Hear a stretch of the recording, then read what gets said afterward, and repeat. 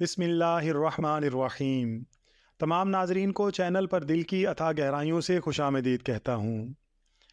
नाजरीन कराम, एक मरतबा एक मुग़ल शहज़ादे सखी शाह हसनैन को नायाब पत्थरों और हीरों की तलाश थी।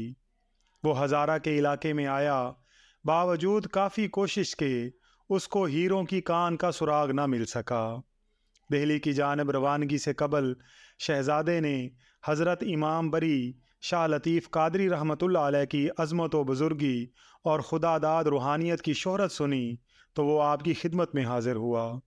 आपने शहज़ादे से पूछा कि एक बादशाह को फ़कीर की झोंपड़ी में क्या काम। शहज़ादे ने अर्ज़ की कि हज़रत, मैं हीरों की तलाश में मारा मारा फिर रहा हूँ, कामयाबी की कोई सूरत नज़र नहीं आती, आप ही मेरी कोई मदद फरमाइए।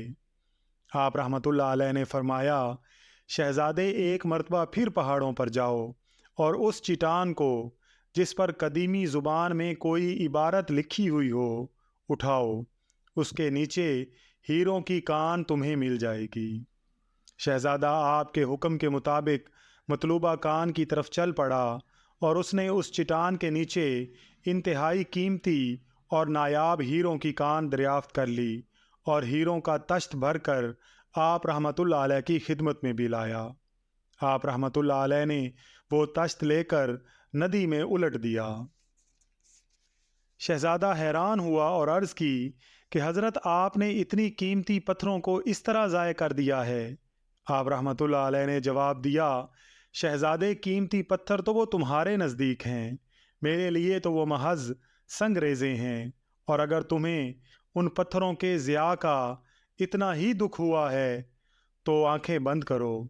देखा तो उससे भी कीमती पत्थर बिखरे पड़े थे जिन पर आंखें भी नहीं ठहरती थीं।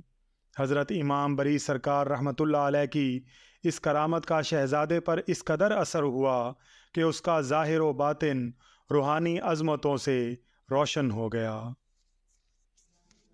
और उसने अपने दिल में ये फ़ैसला कर लिया कि अपनी ज़िंदगी गुजारूंगा तो हज़रत के कदमों में।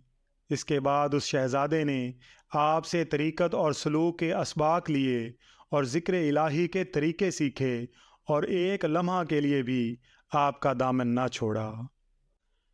नाज़रीन इकराम, वीडियो पसंद आई हो तो वीडियो को लाइक और शेयर ज़रूर कीजिएगा, और अगर आप चैनल पर नए हैं तो चैनल को सब्सक्राइब करके बेल आइकन को प्रेस कर दीजिएगा ताकि हर नए आने वाली वीडियो का नोटिफिकेशन आपको बर वक्त मिल सके। अल्लाह ताला से दुआ है कि अल्लाह ताला हम सब के लिए आसानियों के मामलात फरमाए। आमीन या रब्बल आलमीन।